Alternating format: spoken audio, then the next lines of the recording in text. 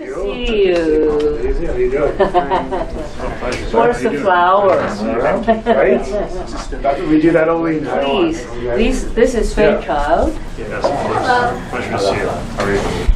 Minister Lecce. This is Crystal. Sorry, I forgot your name. Jimmy. This is Jimmy. Good to meet you, sir. And this is Joseph. Okay, pleasure. TorontoTV. Thank you. And Anytime. first of all, welcome to our media friends.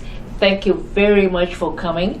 Today, we're really wanting to tell us how we can have better energy plan for Ontario, so that we will be good for many years. And I leave all the details to my minister. 我講一啲中文先，好多謝所有傳媒嚟。其實而家天氣真係好熱嗬，我都好想大家記得好多年前我哋好熱，冇而家咁熱添啊！好似就經已係個個都要開猛晒嗰個嘅冷氣，所以我哋有 blackout。其實呢個 blackout 我哋係如果早啲嘅做各種個防禦措施係可以提防嘅。我哋今次冇任何嘅 blackout 真係好好彩，但係唔係好彩得返嚟嘅。我哋計劃到咧以後我哋咁多年咧，我哋會用咩方法去增加，使到我哋嘅電力供應係夠。唔單止天氣係熱咗，而係人口咧亦都係增加好多。一陣間我係等詳細我哋個廳長會詳細同大家講，或者我用英文講少少。I'm honored to join you all today by Honourable Stephen Lecce, Minister of Energy and Mines, and BillyPangMPP for Markham Unionville. We are announcing the Energy for Generations. This is a long-term plan. Thank you, Minister, for doing this. We just do not want to have the blackouts again. I was just saying it in Chinese. I still remember years ago that it was so hot. It's not as hot as what we had just experienced in the past couple of days, and we have the blackout. We cannot afford the blackout. It's not only everybody will be very hot, we don't have proper food, and all the food in our fridge will turn stale. It is a nightmare. And thank you for planning and doing this for long term. I cannot wait to have you describe to us all your energy plan. Well, this is an ambitious roadmap. It is critical to meeting Ontario's future energy needs with affordable, secure, reliable, and clean energy. As MPP of Richmond Hill, I understand how crucial it is our community to thrive in today's changing global landscape. Richmond Hills has always been a place where local businesses and family can prosper. Our prosperity attracts thousands of new residents to Richmond Hill. That's why a lot of people like to be in Richmond Hill. And the city of Richmond Hill is expected to grow 242,100 people by 2031, placing a huge demand on energy. It is clear that the people of Richmond Hill need an energy plan, and I thank our Premier Duckford as well as our Minister working so hard on this to give us a good plan. We need this comprehensive plan to secure affordable and reliable energy so that we can fuel our vehicles, heat our homes, and power our businesses. Ontario's integrated energy plan will meet these needs through long-term investments and future-forward thinking. Through Save on Energy retrofit, Elgin Barrel in Richmond Hill, Elgin Barrel Arena in Richmond Hill received the money to an incentive to replace its rooftop HVAC system with a more energy-efficient model with model controls. This resulted in 13,000 kilowatt in electricity savings annually. It will give us better temperature regulation for both the building and the ice service, and more affordable environment for skaters and spectators and staff. Wins like this create lasting benefits for our community, making energy more affordable while improving the infrastructure. Secure energy means securing more local investment, more high-quality jobs, and more opportunities for Richmond Hill companies to thrive. It also makes keeping energy costs affordable for families. We all need that. Ontario's integrated energy plan will position both long-term success for Richmond Hill. It is building a province that is secure, self-reliant, and competitive. It is about protecting Ontario and guaranteeing affordable, secure, reliable, and clean energy for the future. And I'm sure MPP Pang agree with me 100%. And let's hear what he has to say, the benefit he had received from in Markham Unionville. Not just in Markham Unionville, but I'm sure in the whole of Markham and Ontario. Thank you, MPP Pang. 會啦，我能夠同能源及礦業廳廳長來設一齊咧嚟到宣佈安省首個綜合能源計劃。呢一個咧係安省政府保護安省同埋省民嘅一個計劃嘅重要部分啦。咁呢個嘅計劃主要嘅目的咧係擁有足夠嘅能源嚟到去支持新嘅建房啦。另外咧就幫我哋能夠成為喺7大工業國組織裏邊咧成為一個最具競爭力嘅經濟體，咁咧為到未來嘅幾代嚟到去提供足夠嘅電力嘅。咁就喺幾日之前啦，咁安省政府已經宣布啦，已經成功爭取到咧由通用電氣同埋日立合營嘅 GE Vernova Hitachi Nuclear Energy 投資咧7000萬加元喺 Durham Region 附近，就喺呢個 Darlington 嘅新核電項目嘅地點咧興建全球首個BWRX-300小型模組化反應器 （Small Modular Reactor） 佢嘅工程同埋服務中心。咁毫無疑問啦，我哋作為呢一個核能領域嘅國際領先者咧，通用日立呢一個嘅承諾咧，無疑對安省嘅未來同埋嗰個嘅能源供應咧，投咗一個好清晰嘅贊成票嘅。咁安省咧將會繼續帶領住世界導航下一代嘅核能嘅創新啦，咁咧創造更加多嘅高薪本地就業嘅崗位，並且咧培訓數以千計嘅技術工人，咁亦都為安省嘅潔淨能源啦提供咗一個新嘅資源。咁當我哋使用加拿大嘅材料去建造，運用加拿大嘅專業知識，並且喺安省直接出口世界所需要嘅清潔能源嘅時候咧，加拿大製造 Made in Canada 先至能夠真正實現。我哋知道安省一直都係加拿大經濟嘅火車頭，咁呢次亦都唔例外。咁新嘅工程喺服務中心建立咗之後咧，喺Durham Region 將會咧起碼會咧帶嚟超過300個嘅高薪嘅工作崗位，而嗰個嘅培訓嘅設施咧，亦都會每年咧為加拿大或者為安省咧提供超過2000人獲得成功就業所需嘅技能。每一句話講咧，就係進一步擴大加拿大本土嗰個核能動力嘅隊伍。咁喺萬錦漁人村咧，亦都係加拿大發展最快嘅城市之一啦。咁好多嘅呢一個創新嘅項目都喺我哋嗰度嚟到發生嘅，譬如大家熟悉嘅安橋天然氣公司 Enbridge Gas。咁喺2022年咧喺萬錦漁人村有呢一個嘅氫氣嘅混合計劃，就係咧將氫氣混入天然氣嘅裏邊咧，成為咗呢一個北美首個創新嘅一個咁嘅概念嘅。咁每年咧可以減少117噸呢個嘅 carbon 嘅排放。咁咧就服務緊而家呢個嘅試驗計劃咧，服務緊3600戶喺萬錦漁人村嘅裏邊。咁呢個計劃嘅成功咧，亦都將會為安省或者係甚至加拿大咧喺氫氣嘅廣泛使用嘅裏邊咧嚟到鋪平咗個道路。咁咧就喺減排啦，同埋咧呢個更加多嘅清潔能源上邊咧嚟到去咧作為一個領先地位。換句話講咧，今日我哋已經去到咗未來啦。咁所以喺嚟緊嘅日子裏邊咧，我相信咧我哋嘅一陣間我哋嘅能源廳長咧將會俾我哋有更加多、更加詳細嘅介紹，咁樣讓我哋咧能夠攞到更加穩定、更加清潔嘅能源。Now I pass the time to our minister. Okay. Daisy Wai for welcoming and hosting us, a dear friend and a great fighter for the people of Richmond Hill. And of course, Billy Pang, Billy and I were on a team together back in the education days, and I've seen him in action, both of whom passionate, hardworking, proud Canadians. And dear friends, so thank you both for your friendship and leadership because we are doing a lot of good things together. In in Daisy's writing, she mentioned that we have an arena through an energy retrofit because our government launched the largest energy savings program in Canadian history, part of our integrated energy plan that's helping to reduce megawatts, which means we're saving the community money and we're protecting the environment too. In Billy Pang's community, there's a hydrogen pilot project, the first of its kind in North America, where we have 3,600 homes being using 2% of hydrogen, which is reducing 117 tons of emission and keeping energy affordable for the people of Markham.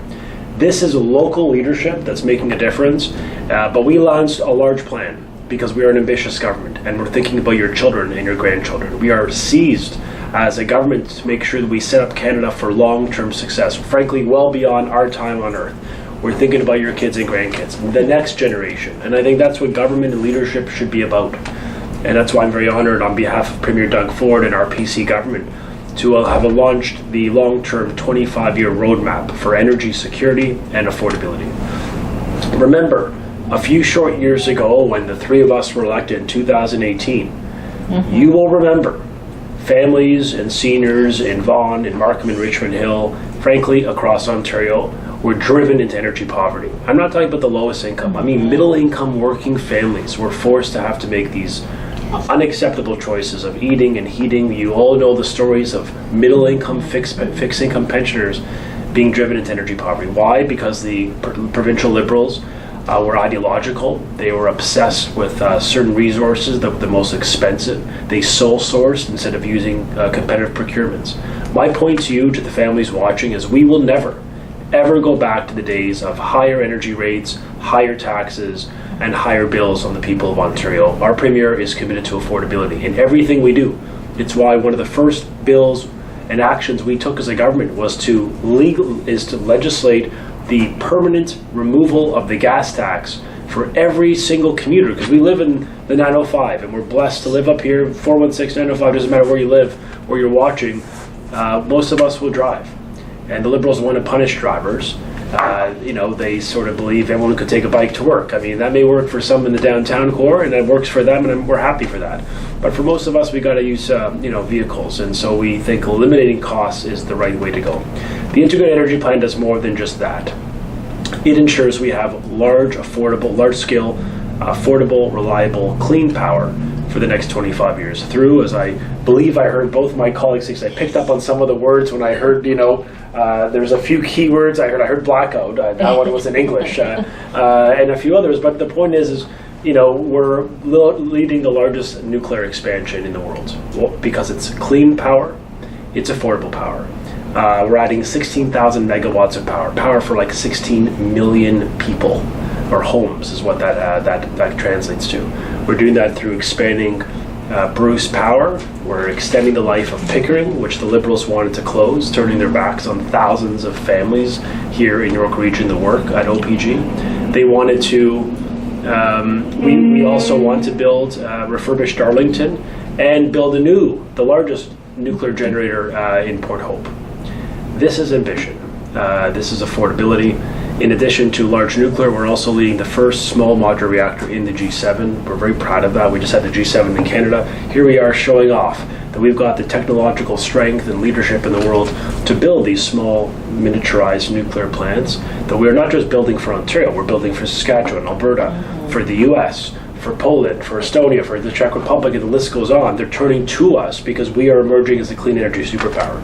So we're very proud that we're keeping energy affordable and reliable and clean. Under our plan, our affordable energy plan, we're going to get down to one of the cleanest, we are going to have the cleanest electricity grid on Earth.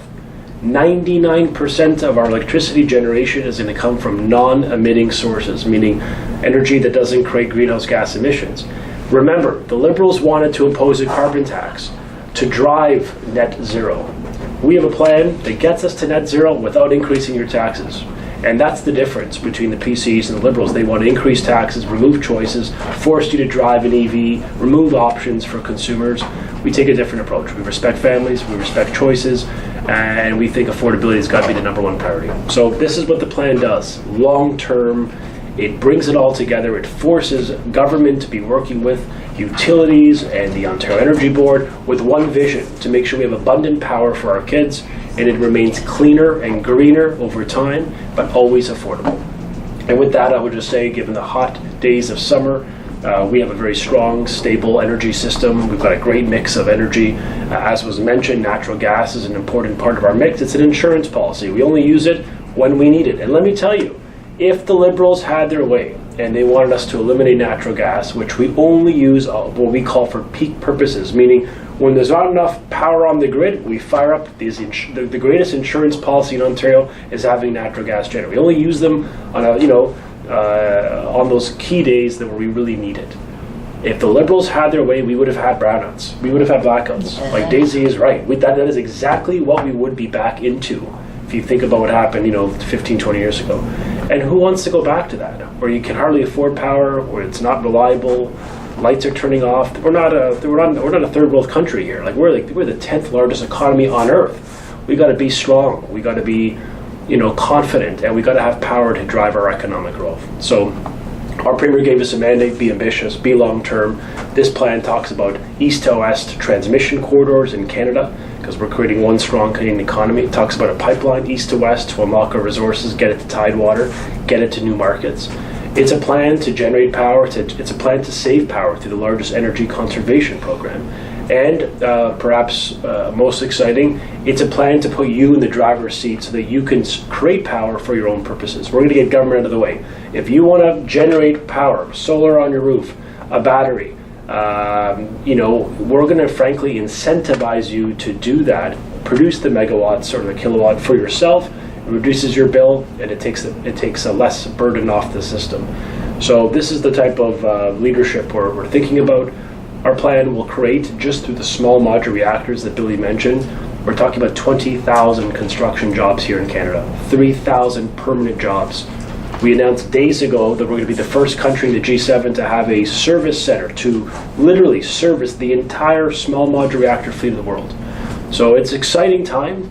Our Premier, Doug Ford, is committed to the cause of fighting for Canada, standing up for Canada. And the final point about that, because we're days away from Canada Day, I am proud that we were in the legislature together on the first day of the House when we brought forth a bill that removes every interprovincial trade barrier in Ontario, because we want to unleash Canada's economy, one strong, unstoppable economy, the strongest of the G7. The first bill we introduced removes all the barriers. That's the equivalent of reducing costs by 20%. They say it adds upwards of $40,000 to $50,000 per family in additional costs, because every province has barriers for trade. It's easier to sell, they often say, a bottle of wine from California in Ontario than it is from BC to Ontario. We've got to change the game, and I'm proud that our Premier, working with all governments, including the federal government and all provincial governments, to have one Team Canada approach. And so for that, I say happy Canada Day.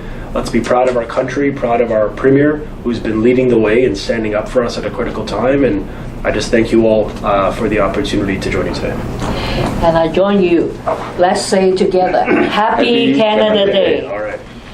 Well, we want everyone to do their part so we can all reduce our impact on the grid. But look, there's more people, more businesses, and many industries are moving away from natural gas to electrification.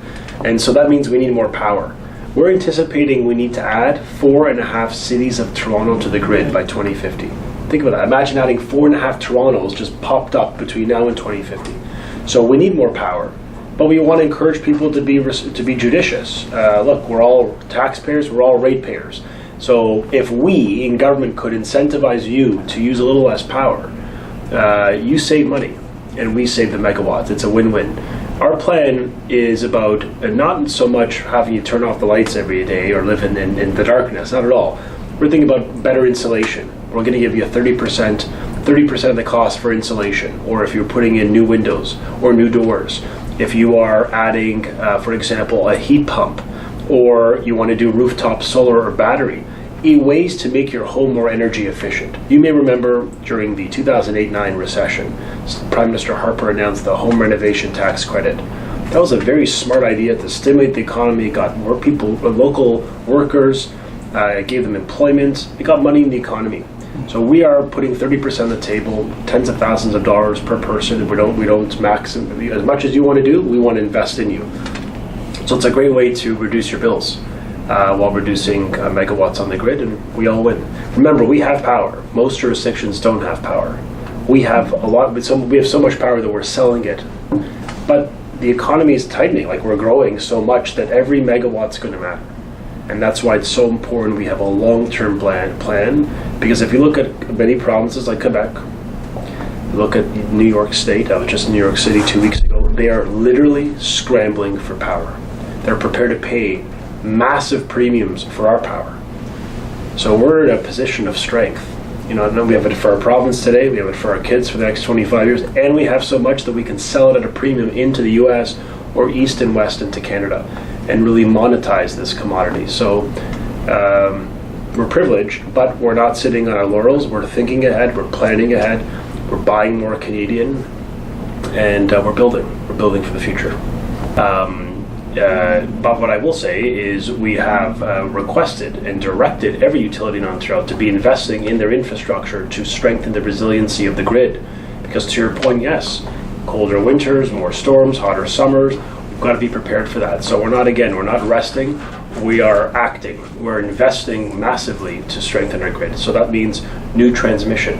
We're going to build 4 new transmission lines here in Ontario to ensure the power that is being sent from our generators, it could be a nuclear reactor or a renewable project or natural gas, that power reliably gets sent into the areas of growth, like particularly here in York Region in the GTA. Mm-hmm. So the GTA will have access to more power. We're building a new nuclear power plant in Port Hope that is going to help energize the GTHA. And of course, we continue to encourage utilities to make the investments locally, because obviously local transmitters can come offline. It impacts often a few hundred or could be up to a few thousand people at a time in different parts of the province. Every day you're out without power, it's very difficult. I met families who went through this during the ice storm, and some of them waited many days. So we understand the challenge, and we are pushing the utilities and Hydro One to keep doing the work to get them restored. I got to say, we have amazing energy workers. They worked around the clock. They they deserve a lot of credit. Good people. So yeah, we're going to keep working as a team to make sure the system is strong. But any specific questions on localized issues like in Toronto, you're best to speak to Toronto Hydro. Okay. Well, Ontario's been a nuclear power for 60 years, safe and reliable. It's employed 90,000 Ontarians. 90% of our nuclear build-outs, when we build nuclear, are coming from local Ontario businesses, not even Canadian, local Ontario companies and supply chain benefit. So I think we've proven clearly for 3 generations that we can do this right. The world is now turning back to nuclear power. Many countries were turning away from it over time. They're coming back to nuclear because they know the only way to create 24/7 reliable base load power, you need to have nuclear. If you want to hit net zero, if you want to have zero emissions in your grid, the only way is through nuclear. Because the alternatives like wind and solar are intermittent, meaning they were like, for example, right now, no wind, no sun, but you still want power today. Obviously we need power today, and so we need to have a mix. That's why nuclear is so critical. It's 24/7. It's always reliable. It's our backstop. So we believe it is that. It's also one of the most affordable because it's an asset that lives for 60 to 80 years, and then you could refurbish it and extend the life of it.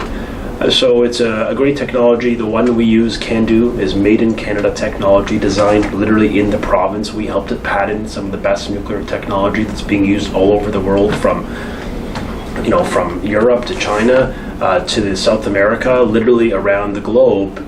CANDU reactors are very respected technology. And remember, unlike many of the American or British options or French, we do not use enriched uranium. So a very safe, reliable form of energy. It keeps the power on, it keeps the bills down, and it keeps people employed, with Canadian tech leading the way. And I think, frankly, right now in this environment with President Trump, we all want to buy Canadian, and we want to support Canadian technology and ingenuity in the world. So we have tons of confidence in it. And look, every large industrial nation on Earth is turning to nuclear. In the G7, the UK is looking at new nuclear.